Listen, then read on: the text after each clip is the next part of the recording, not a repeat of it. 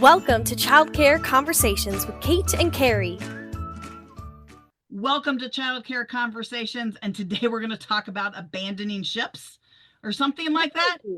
No. Yeah, Leading through adversity. Don't let the ship sink. Don't let the ship sink. Well, we are so excited about having Gabrielle Weller from New Mexico joining us today. And let me just tell you, she's got some stories to tell, and we're not going to tell all of them because we want you to come back and listen. And we want you to stay in the field. But I'm going to just kick it off to Carrie and let Carrie kind of start. And then Gabrielle can kind of give us a little, I'm going to go with your 30-second version of how you ended up here. Yeah.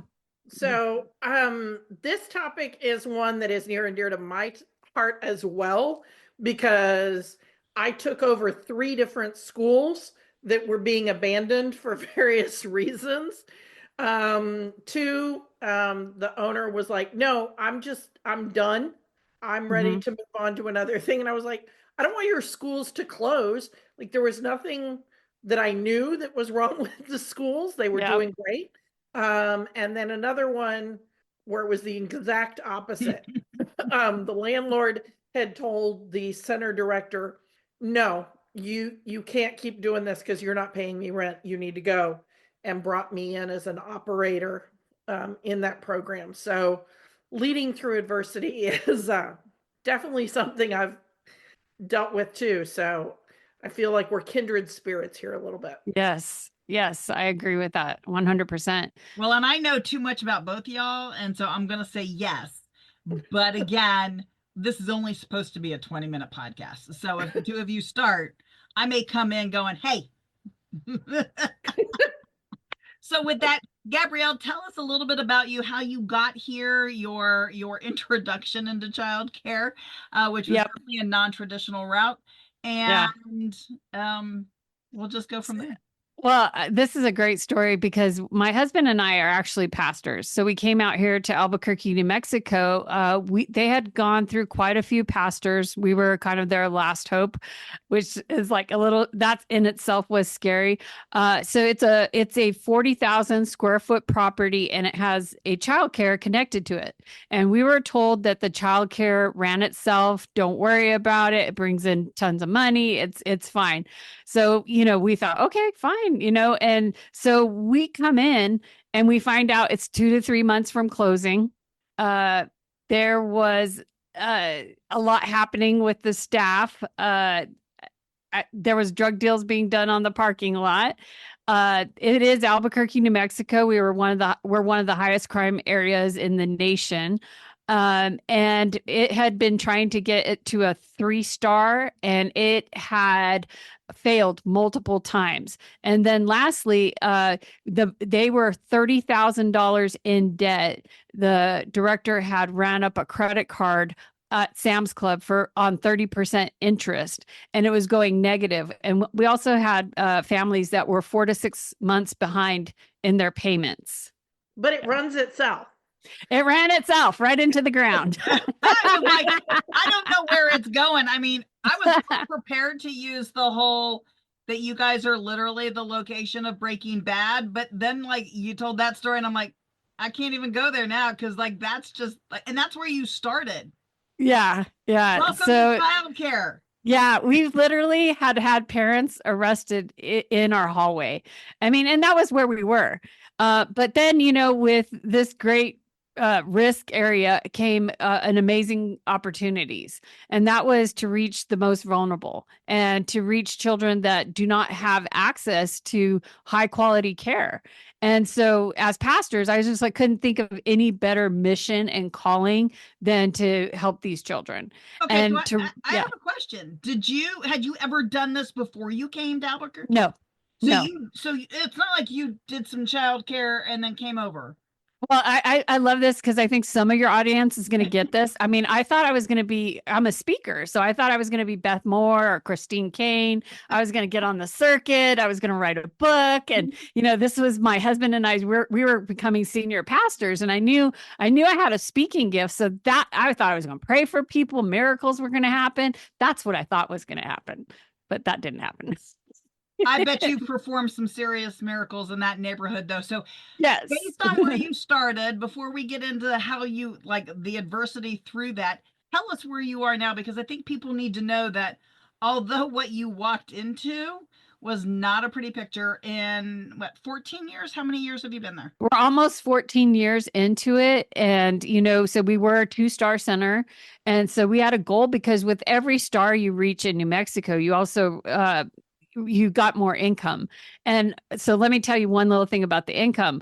My husband was told by the bookkeeper if the childcare ever couldn't make the rent, he was the first one not to get paid. And we had 4 kids and we were in the lower income area, making the lower income. So that was scary. Like to think if you actually cannot make this work, you may not be able to pay your own rent. So that was interesting. I mean, I don't think money is a great motivator for early childcare, and I don't like that. I think the mission of reaching children, providing quality education, working with at-risk families. I mean, because there's a lot of things you could do that are a lot less stress to make money.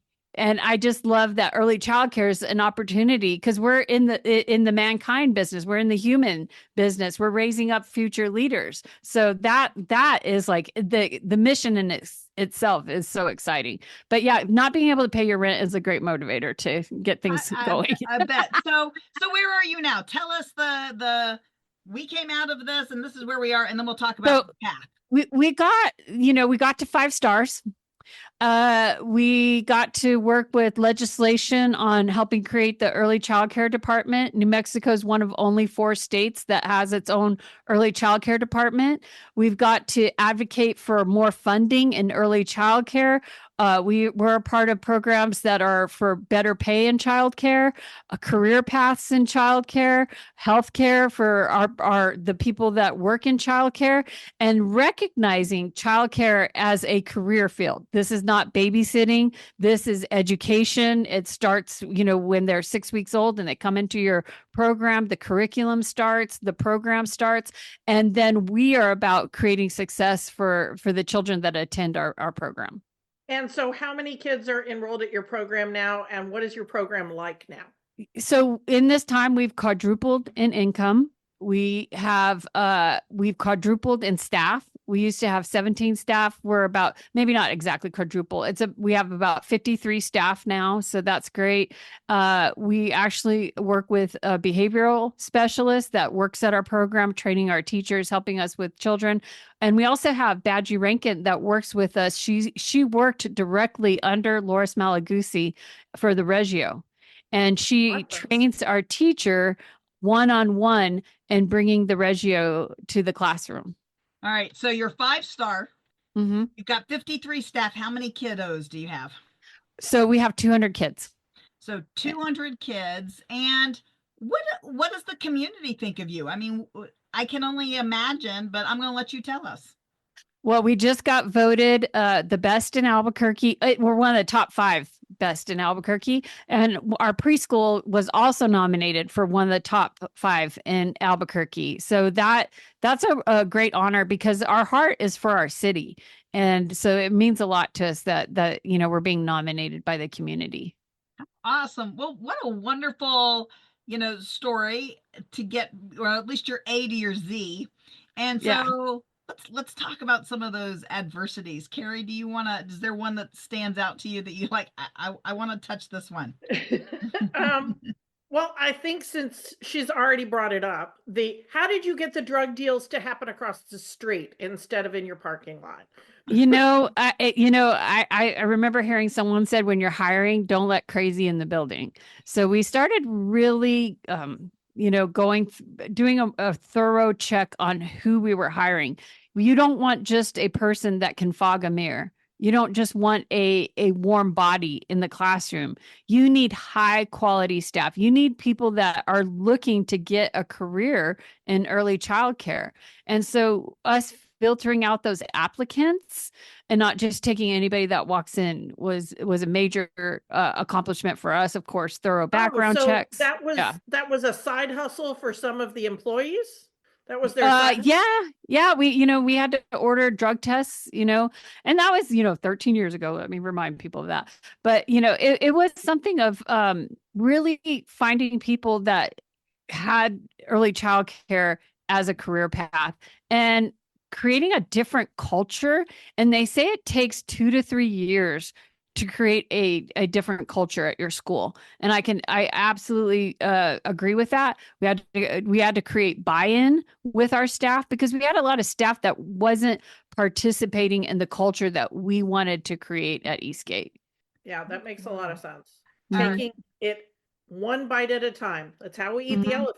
We got Oh, I used one to bite say at a that to time. me. I used to say that to myself all the time. The other thing I used to say to myself is that Rome wasn't built in a day. So how long do you think it actually took you to make your first major transition? And what was your first major transition? Was it Yeah. the change in hiring staff, or was there something before that? One of the things that I read a book, it was about leading change. And, one of the things I just remember it was saying, like, celebrate the small wins and then get those few people like on your side that are going to be the driving committee and make sure that you're putting people that are in the admin seats and the driver seats, those that they are the voices of the influence. They are the ones that are creating the culture because we used to have a culture where no one even greeted anyone in the morning. No one said, good morning. How are you? There was not that wasn't in our culture. And so just simple things like that of professionalism, how you dress, how you show up. You don't dress to work like you go to Walmart on Saturday morning, in your pajamas.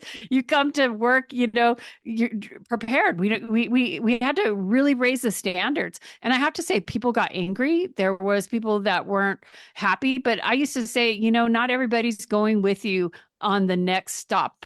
This is the bus and you may be getting off at this stop, but we're not stopping. We're going to keep going forward because we believe that our children are too important and our mission is too important to settle for less than the best. Absolutely. Oh, I love that. So Yeah. you're moving this train, this bus, this trolley, and you're going down the road. What were some of the other what was the next hurdle that you had to jump through that you're able to share and maybe even give a tip? I think, we saw with COVID, they called it is it the silent resignation or the Yep. silent quitting? You saw a lot of people leave the field. Of course, when you could make more money on unemployment, why wouldn't you? But I'm going to tell you that the people that weren't there for the money stayed. And then I felt it was my job to help them get better pay, benefits. And so we work tirelessly behind the scenes to recognize our staff, to reward our staff, and to, create benefits, to create them that they want to be there for 5 years, that they want to be there for 10 years. So we started increasing our pay, our hourly pay. We looked for grants to do that. We had a grant for a while with the state of New Mexico. And when they took away that grant, it was difficult for us, but we decided to stay with the higher pay. And just because we felt like we didn't want people working at McDonald's to make more than our staff. So. Okay, so I have a quick Absolutely. question. And- When you talk about grants, because I know that we hear a lot of people talk about grants. Mhm. Now, I'm presuming that Eastgate is probably a nonprofit 501c3 because Yeah. now are you guys a separate 501c3 from the church? No, but we are creating our own 501. We already have it applied. It's called Bridge Development Center. But yeah, no, we are looking to separate and be our own entity. But yeah, there are complexities with applying for grants. But, we've reached out to the community and we've gotten people to give us, $3,000 can make a difference for us. We do a toy drive for Christmas every year and parents donate to that, or just people from the community donate to our program for those type of things. I'm always on the lookout for grants. Thankfully, the state of New Mexico actually has a website where they post the grants. And so you get to apply for them. One is the NM Pre-K grant. We're a part of that program. That's a great grant for our state. Also, I would just say really advocating with your legislators for more funding for early childcare programs. It's often just forgotten. It's often seen as not important, that the children don't need these high quality trained people in the program. So that's why I'm a big fan of advocacy. I think we're going to have you on for a whole series of episodes, or maybe some trainings I would love to. specifically on that topic, because Carrie and I can only say this so many times. And it's always great to have a kindred spirit who goes, yes, you have to actually ask for it and remind the legislators, educate the legislators. And educate the legislators that 80% of the workforce relies on childcare in some way. And so if there is no childcare available, that's 80% of the workforce that can't go to work. Yes. And then it can't be any kind of childcare. And that's where I'm like, we have to create this childcare that is high quality, because we know that the first 5 years are the foundation for success for that child. And, for us, our children, I'm going to brag a little bit. They're speaking in multiple languages. They've been exposed to sign language. One of our teachers speaks Korean.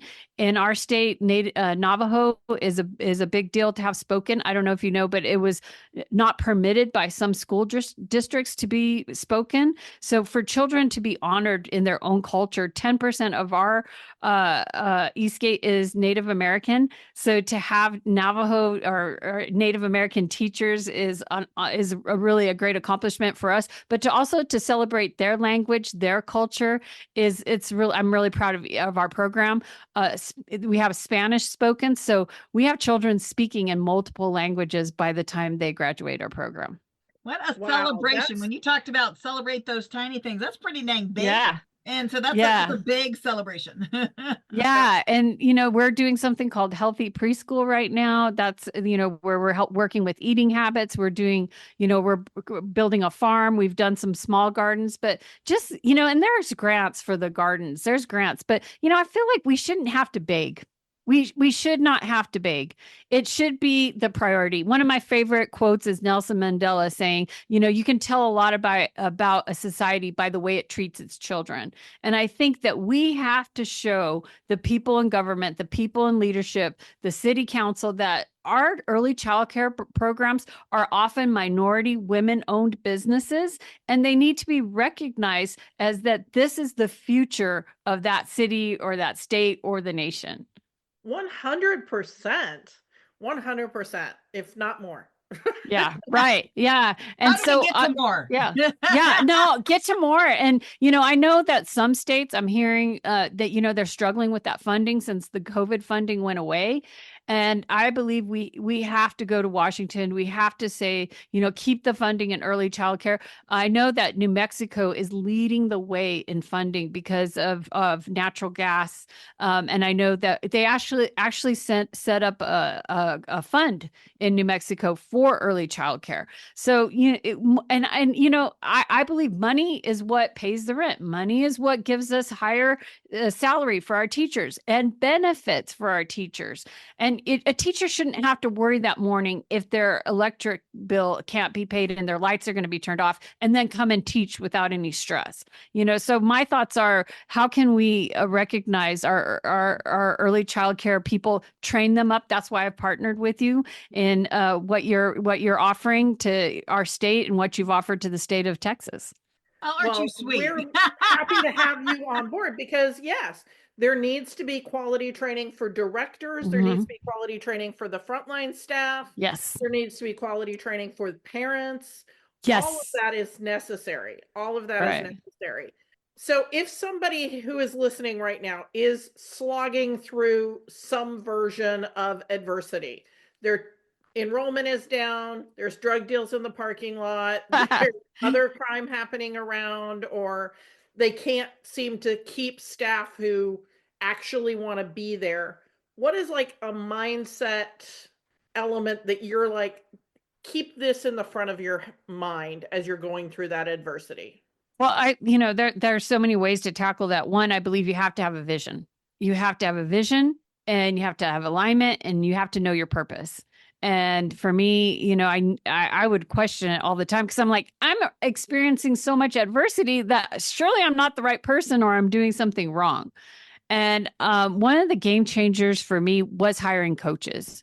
Summer Pika is our coach currently. We work with Terry DeLuca.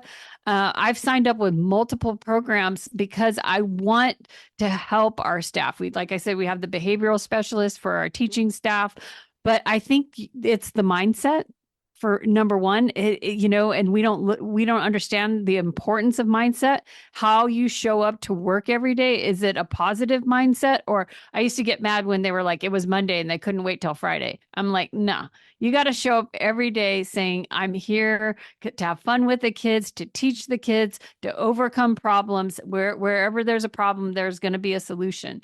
And so pressing through adversity is something. I know we pressed through COVID. That was amazing to get through, but we actually accomplished some of our biggest goals during COVID as well.